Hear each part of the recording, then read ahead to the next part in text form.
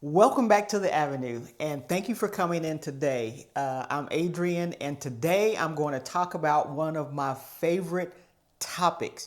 You guys know that I am a realtor, and I want to bring up some of the things, no matter what market you're in. If you're looking to buy a home, there are certain things that you need to know.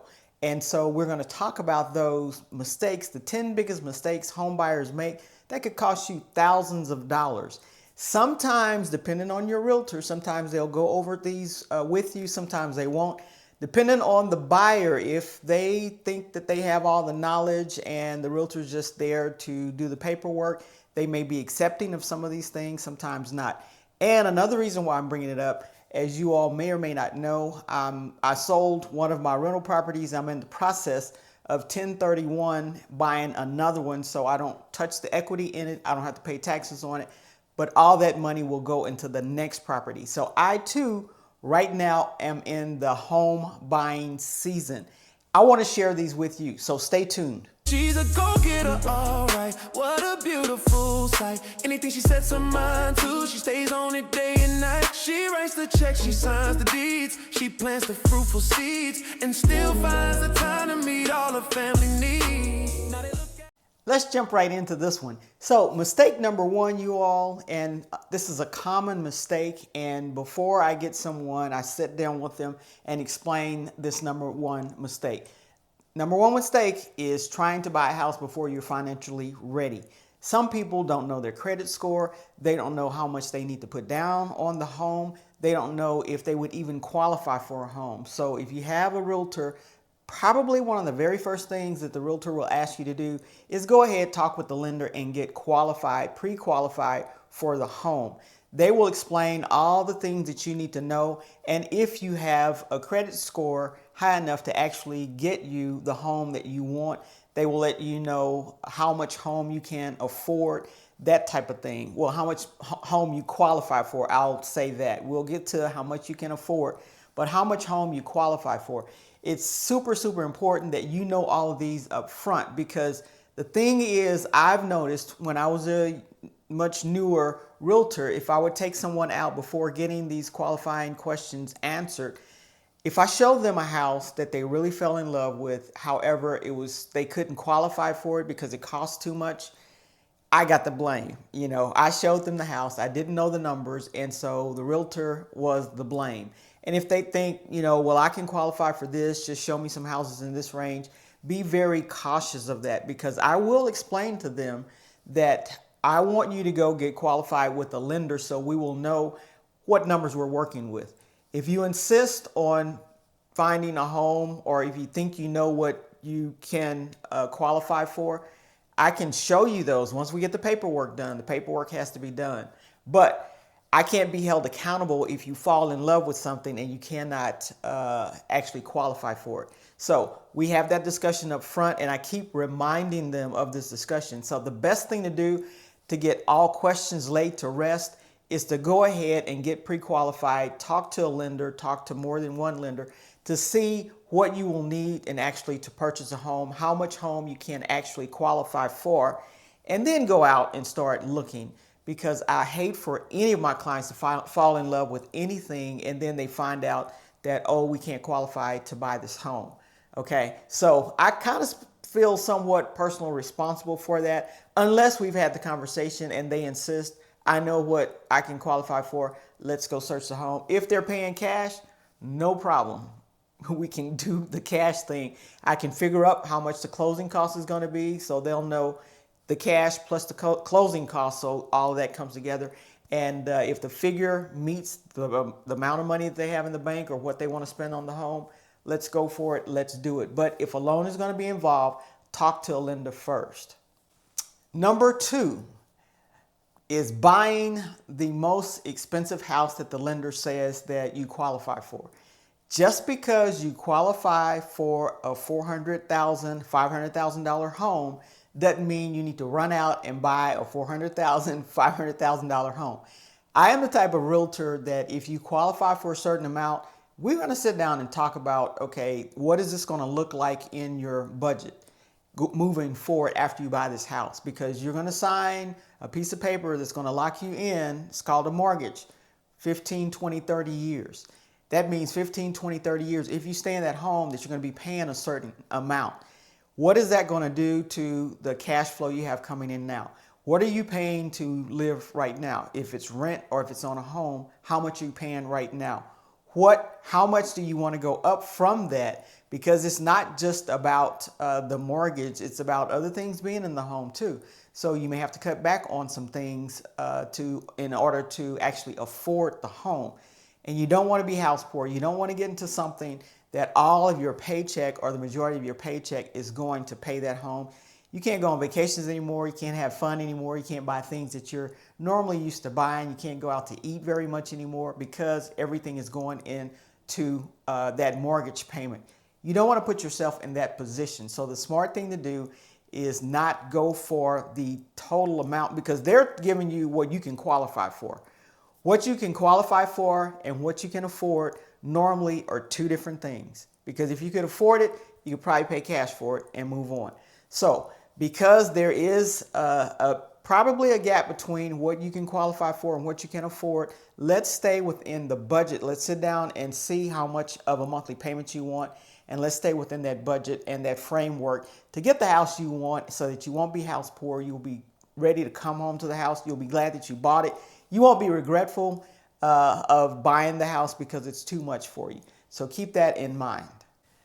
Mistake number 3, and this one could cost you thousands of dollars. If you look at what the lender gives you and you only are looking at and calculating into the principal and interest only, which is what you're paying for the house.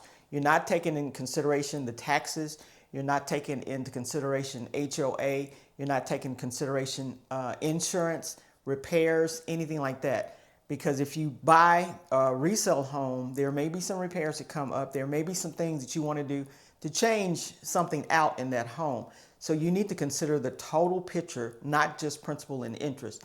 And I sometimes make sure I don't fall into this, because I put enough down on my homes that I purchased that I don't have to escrow insurance. I don't have to escrow property taxes. So what I'm actually paying the bank is only principal and interest. But I have to keep in mind that taxes, they're going to come due, and that insurance payment is going to come due. So I have to have my own personal escrow to keep that aside. So when that is due, I have the money to pay that, right? But I do this because I want to gain interest on the money that escrow would be gaining interest on if I gave them the money. If you put down at least 20%, normally some of these lenders will give you the option to escrow your own property taxes and insurance. If you put down less than that, more than likely you're going to have an escrow account to keep that in a separate account. You pay principal and interest to the mortgage company, but they keep that in a separate account. So when that becomes due, they pay that out for you, right? But they're gaining interest on the money that they have. So that's just my way of thinking. I put down normally way more than 20%. So I get to have my own escrow account, make my own interest. But you have to be responsible, you guys. You can't just think, oh, I'm making a mortgage payment every month, I'm good. No, you're not good. You need to be responsible. Make sure you're setting that money aside, because it's going to become due, right? And if you don't have it, it's going to be a problem. So owning a home is more than just principal and interest is the point here. Mistake number 4 is accepting the first mortgage offer that you get.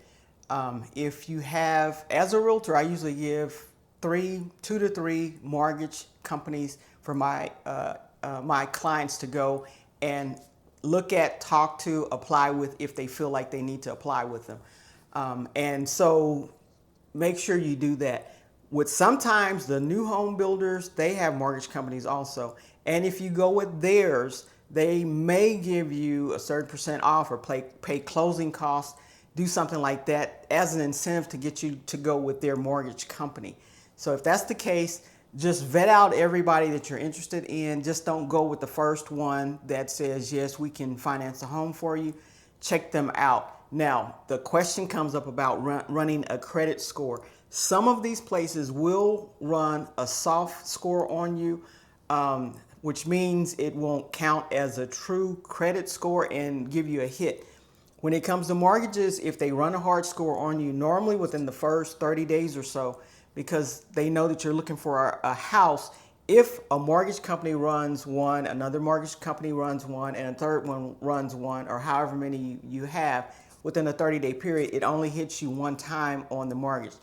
Check with your mortgage company to see. Check with your lender to see if this is in effect. So if you start at the beginning of 1 month and by the end of the month you have all the companies you want to look at and they run your credit score, it should only give you one hit.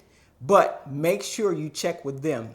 I'm not a lender, but this is what's happened to me in the past. I don't get hit for every mortgage company that runs a score on me. Okay, and I'm very careful about running the score. I will ask up front, is this a soft score or is this a hard score? Because I want to know if this is going to affect me in the future. Because once you get a hit, it's going to drop your credit score a bit. It will recover, but it is going to affect your credit score. So keep that in mind, but just don't take the first mortgage offer that you get. Shop around, see what people can do for you, see what they will pay for, what they won't pay for, and then make that smart decision that will save you money. Now, on these mortgages, there are rate buy downs, and I would just say sometimes it's a good thing, sometimes it works in your favor. Make sure you calculate, and you can go online, the break-even point, because if you buy down a rate, you're paying up front for that interest that you would have been paying on the mortgage, right? So you need to make sure at some point in time it's going to even out. What you've paid up front will start benefiting you after maybe 3, 4, 5, 6 years. If you're going to stay in the house that long or longer, that may be to your advantage. If you're not going to stay in the house that long, why pay all that money up front? Because you're just going to lose it on the back end if you move out. Calculate that break-even point when you're considering buying points to pay down your mortgage. Interest rates are high right now, relatively to what we used to be able to get an interest rate at. So since there's a lot of offers, buy down the rate, buy down the rate, down the rate. So you need to see if you want to buy down the rate or if you want to put more money toward the house, see which way will benefit you. Whichever way works for you, go for it. But just don't think buying down the rate is the absolute way to go, bar none, end of deal. Calculate it for yourself and make that decision. Stop. Before you buy anything, hit that like button and that subscribe button so that you can stay up to date to the latest information that I'm bringing you. I love talking about real estate. I've been doing it for years and years and years. Any tips that I can give you to help you, that's what I want to do.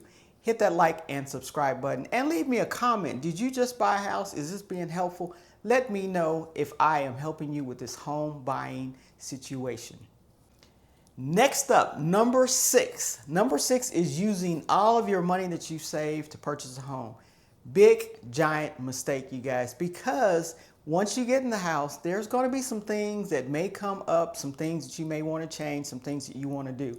You're going to have to turn on utilities. There may be deposits you have to put out for that. Gas, electrical, water. There may be some homeowner association things that you have to put out for that. So don't use 100% of the money that you've been saving to purchase this house to buy the house. If it's a new build, you may want to put window treatments in. That's going to cost money. There's some things, I guarantee, buying a refrigerator, you may have to do that. Buying a washer and dryer, you may have to do that. So there's some things that you're going to be spending some money where you could not have spent that money before, because if you get into a loan, you don't buy things, you don't buy big ticket items when you're trying to qualify for a home, because it hits on your credit score, on your credit record, and it will sometimes disqualify you for that home. So while we're waiting to buy the major purchases to get into this house, know that there's going to be some money spent. Now, if you don't put it on a credit card, you just go pay cash for it, that's fine. But don't use up all your cash that you've saved years and years for to buy this home, put it all into the house and think, I don't have money for anything else. Things will come up, whether it's a new home, whether it's a resale, doesn't matter. Things are going to come up. You want to have some little pocket of cash stashed somewhere, so when things come up, if you want to do some more gardening, if you want to do something to the backyard, may need to buy a lawnmower to cut the grass. All of that will come into play. So don't use all your money to purchase your dream home. Number 7, can you believe we're almost there? Number 7 is skimping on your inspections. I don't care if it's a new home or resale, I am almost pleading with you to get an inspection. You're not a home builder, you don't know, the owner may tell you a certain amount about the home, but you need to go check it out for yourself. Don't skip on these inspections, you guys. When I build a new home, what I do and what I encourage my clients to do is to get these interval inspections. It may be one inspection at the foundation pouring if you're building from scratch. It may be one inspection before they close up those walls, because when they close up those walls, you don't know what's in them. And then a final inspection at the end to make sure, hold the builder accountable, make sure they're doing what they're supposed to do, right? And it's peace of mind. Yes, it's going to cost you a little bit more money, but it's peace of mind to know that you received a house in the best condition that you can. The builders, they have certain inspections done. The city comes out and do certain inspections, but they have the vendors that they're using, and there may be some things that are questionable or that they missed. If you get a third-party outside inspection done for your benefit, you pay for it, it's for your benefit, you have peace of mind that that house is built like it should be, or someone needs to give you an explanation as to why this is on the list for the inspector and you're not willing to change it. Have that conversation. It should be a good relationship between you and your builder. You guys shouldn't be up against anybody like that. So, and what I do is I tell my clients, if there's going to be some harshness between the builder and us, it's going to be me doing that. It's not going to be you. You need to be nice and that type of thing. Let me be the fall guy, let me be the bad guy, whatever. And I'm going to go in with a mind frame of, look, this question has come up. Let's work through it. Let's get it worked out. I want my clients to be happy. I want them to be satisfied with your house. And I'm sure you do too. So let's talk about this and get this question answered. And I'm sure, we can continue to move forward with the house. So you can go at it like that, and builders are more than happy to work with you, because guess what? You as a realtor, you have other clients. If they do a good job with you, you may bring somebody else out there. You may say, hey, this builder is someone that I know if they say that they're going to do something, they're going to do it. If there's an issue, they're going to take care of it. You can tell them all of that. And when you have happy clients, they will actually talk about the home that they got. So it's to their benefit. And most builders want to build a quality product, right? I don't know any that just want to throw a house up and say, hey, move into it. Sometimes that may happen, but I don't think that's the goal. In all fairness to them, I don't think that's the goal. So just make sure, don't skimp on inspections, get inspections done. If they're sewer lines, if it's an older house and you think something's going on with the sewer line, get that inspection done. A termite inspection, there are various inspections you can have done. Talk with your realtor about that and they can tell you what's available. Then you make the decision on what inspections that you want to have done before you purchase that house. Number 8. Most buyers are super excited about their house and they go through some emotional roller coasters, but we don't want you to fall in love with the house and ignore the actual investment. Anytime I go into purchasing a property, whether it's for my personal property or if it's for a rental property, an investment property, I want to make sure I'm stepping back to see one day it's going to be sold. What do I love about this house? What do I like about the house that's going to put me in a better position to sell the house? So if the house is a home that doesn't make sense to me as far as the rooms, and they're building some new homes that don't quite make sense to me. One house that I looked at, the price was right. It had 4 bedrooms. However, it had a game room in between the 2 secondary bedrooms. Now, if you have children and there's a game room there, it may work out for you. But what if you get a person in there that doesn't have kids? You really can't turn that into an office because it's an open space, and and if you did turn it into an office, the kids would be running in and out of there because it's within their space. It just didn't make sense to me. And I think that was one reason why they were having a problem moving this particular home. The layout just didn't make sense. And the price was right. They kept dropping in price. And yes, as an investment property, I could have purchased it, put someone in there. But when it came to selling that house, I would have some trouble selling it. I don't know for sure, but it just didn't make sense to me, right? The location has to make sense. What type of property taxes you have, how is the yard going to flow. Sometimes you even look at what direction the house is sitting in. Some people will only buy a house facing a certain direction. I don't have a problem with any direction the house is if the house is in a great location. Some people have a problem with the street name even. Check out all of this and see what you really like about the house, see what you really don't like about the house, because if it's something that you don't like or it's bothering you, it may bother the person that once you're finished with the house and it's time to sell for you to move on somewhere else, they may have that same problem with that particular house. So just make sure that you're looking at the total investment when it comes to a house. Always look at selling it in the end. Is this going to be an easier house to sell, a more difficult house to sell? One tip I will give you on selling a house, if it's a single story, anyone can live in a single story. If it's a two-story home, if you have a bedroom downstairs, or even if you have two bedrooms downstairs, that's even better. But I would suggest at least have one bedroom downstairs. A lot of the homes that are less expensive, all the bedrooms are upstairs. Just think what you're limiting yourself to. People that either don't like to climb stairs or don't want to climb stairs or can't climb stairs, they can't purchase your home. So you may be cutting down the number of folks to begin with. Keep this in mind before you buy that home. And I'm not saying not to buy a two-story. I bought a two-story home before, and we had the primary bedroom downstairs, and we had the second largest room downstairs also. So it works if you work it right. I will hit this one very quickly. As we all may or may not know, when you're under consideration for buying a house and you have taken out a loan, applied for it, been approved, do not, let me tell you again, do not go out and make a major purchase on credit, such as buying a car, buying a boat, buying anything on your credit card, because it's going to take a hit. It's going to show up and it's going to come up again before they close. Sometimes they run two credit scores before you actually close. One when you're first applying, and right before closing, they may run another one. You don't want going out buying a bunch of furniture on credit to show up on your credit score. Now, this is if you're one of the people that's financing the house.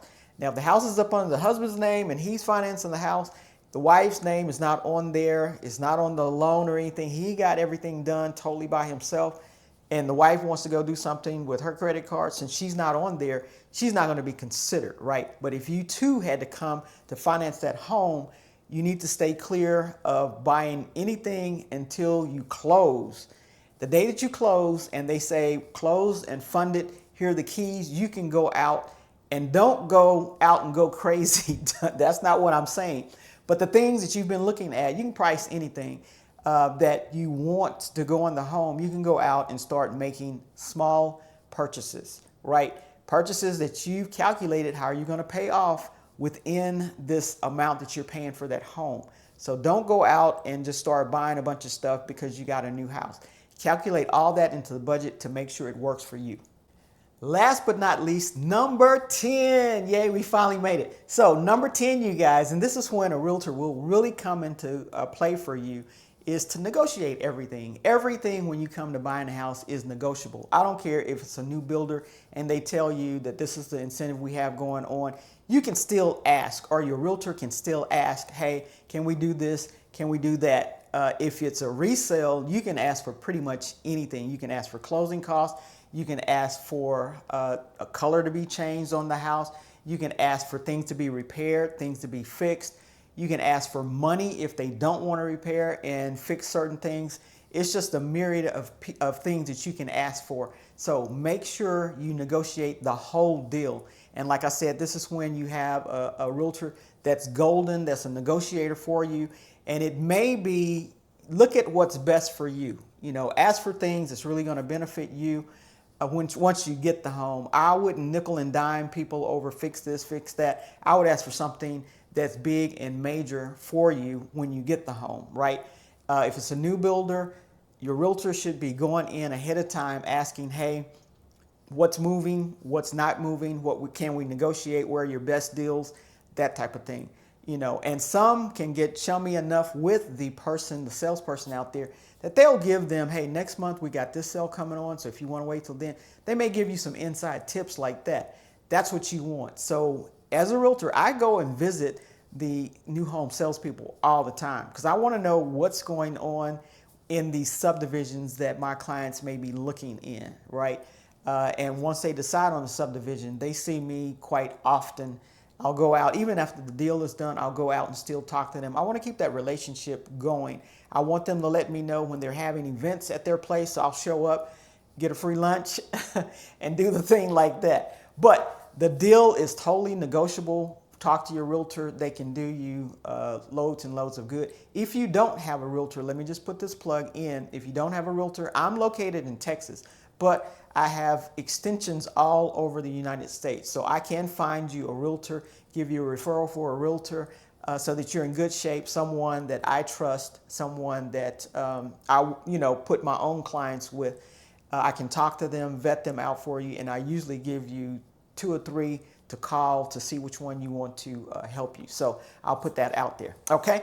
Hopefully this has been helpful, and I will see you in the next video. Go Adrian. Humble, go get it blessed. Let's go.